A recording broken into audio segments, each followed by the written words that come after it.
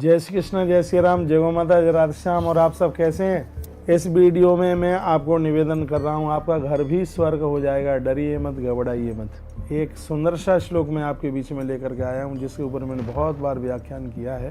तो आपका घर स्वर्ग कैसे होगा, छोटी सी बात है, बस समझ लेना है, अपने आप को बदल लेना है।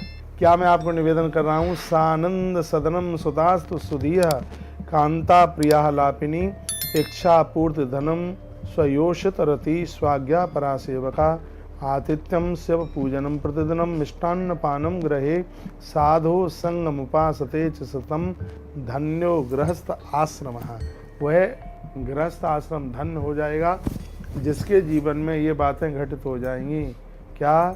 घर आनंद से युक्त हो, घर में कोई किसी से लड़ता नहीं है, घर में आनंद है, सब घर के लोग मिलकर के रहते हैं, उनका घर स्वर्ग हो जाता है। स्वर्ग की तरह नहीं, उनका घर स्वर्ग ही हो जाता है। सुमति के साथ रहते हैं, कलह नहीं करते, झगड़ा नहीं करते। सानंद सदनम, जिनके घर में आनंद ही आनंद, कोई लड़ता नहीं है, कोई झगड़ता नहीं है, मृत्यु लोक में उनका घर उनके लिए स्वर्ग हो जाता है। और पुत्र बुद्धिमान हो, मूर्ख ना हो। लिखा है सुतास्तु सुधीय, जिनके बच्चे बढ़िया हैं, बच्चे माता पिता की बात मानते हैं, पंडित जी, वह लोग इतने सुखी हैं, मैंने तो बहुत करीबी से देखा है। एक बार के लिए पैसा भले ही कम हो, लेकिन औलाद ठीक ठाक हो, स्वर्ग उनके लिए धरती पर आ जाता है। तो घर में हो आनंद सदनम सुतास्तु सुधीय, बच्चे बुद्धिमान हों। और अगली बात कही कांता प्रिय लापिनी, घर की जो स्त्रियां हैं वो मधुर भाषा बोलने वाली हों, कड़वा ना बोलें, गाली गलौज ना करें। जिसके घर में स्त्रियां मीठी भाषा में बात करती हैं, प्रिय बोलती हैं, उनका घर घर नहीं, उनका घर तो वैकुंठ है, उनका घर स्वर्ग है। क्या अच्छी बात कही। इच्छा पूर्ति धनम, कहते हैं जरूरत पूरी हो जाए, इतना धन हो, किसी से ऋण नहीं लेना पड़े, किसी से कर्जा ना लेना पड़े, और आपके पास किसी का ऋण नहीं है, कर्जा नहीं है, तो आप बहुत बड़े धनवान हैं आज के युग में।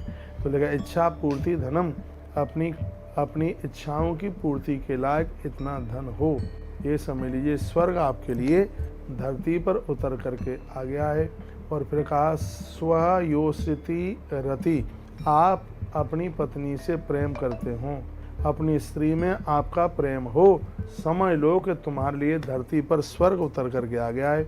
और अगली बात कही गई है स्व आज्ञा परा सेवका, आपके आसपास कर्मचारी रहते हैं, सेवक रहते हैं, आपकी सेवा में जो लोग हैं वो आपकी आज्ञा का पालन करने वाले हों, तो समझ लीजिएगा कि स्वर्ग आपके लिए धरती पर चल करके आ गया है। और मैंने तो बहुत बार कहा है, अपने पास ऐसे ही लोगों को रखिए जो तुम्हारी बात मानते हो, जो तुम्हारी बात को अनसुनी कर देते हैं, बात नहीं मानते हैं, फौरन तत्काल उन्हें अपने आप से बिल्कुल दूर कीजिएगा। ये तुम्हारा जीवन बेड़ा गर्क कर देंगे। ध्यान रहे इस बात के लिए, यदि आप अपनी ज़िंदगी को स्वर्ग बनाना चाहते हैं, तो जो ये सूत्र कहे जा रहे हैं इनको ध्यान में दीजिएगा।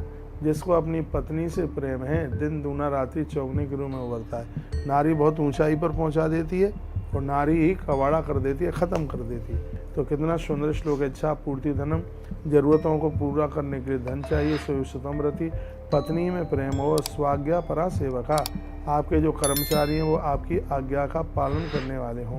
आतिथ्यम से पूजनम प्रतिदिनम मिष्टान्न पानम ग्रहे, अगली बात कही गई है अभ्यागत का सत्कार हो, हर घर में आए हुए अतिथि का सत्कार हो, तो उसका घर है वो स्वर्ग बन जाता है।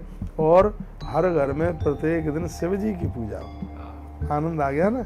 आतिथ्यम शिव पूजनम प्रतिदिनम, हर घर में प्रत्येक दिन भगवान महादेव की पूजा हो, सच में वह घर स्वर्ग बन जाएगा, वैकुंठ बन जाएगा।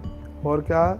घर में प्रतिदिन मीठा अन्न बनता हो, एक भी दिन ऐसा ना निकले जिस दिन थोड़ा सा मीठा, भले ही गुड़ जाए मुंह में, गुड़ डाले मुंह में, भोजन के समय में थोड़ा सा मीठा मुंह में जाना चाहिए। लिखा है ना मिष्टान्न पानम ग्रहे, प्रतिदिनम मिष्टान्न पानम ग्रहे, हर दिन प्रत्येक दिन घर में थोड़ा सा मीठा खाने को मिले, रसोई में मीठा बनाया जावे, तो ये घर स्वर्ग बन जाएगा। और क्या कहा गया? अन्न और जल, जो भी दरवाजे पर कोई आवे उसे अन्न जल जरूर मिले।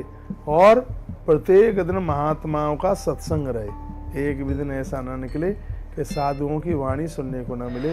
साधु संग मुपासते सततम, साधुओं का संग प्रत्येक दिन मिले। धन्यो गृहस्थाश्रमम, तो ऐसा गृहस्थाश्रम धन्य हो जाता है, वैकुंठ बन जाता है, परमात्मा का धाम बन जाता है, जिस घर में इतनी चीजें हैं।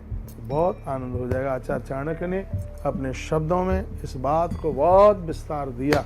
उन्होंने कहा कि तुम्हारा घर धाम बन सकता है, तुम्हारा घर तीर्थ बन सकता है, यदि तुम्हारे पास इतनी चीज़ें चल करके आ जाए। तो ये चीज़ें कैसे आवे, इसके लिए कोशिश कीजिए, अपने आप का परिवर्तन कीजिए, बहुत आनंद हो जाएगा। बहुत बहुत धन्यवाद आप सभी के लिए।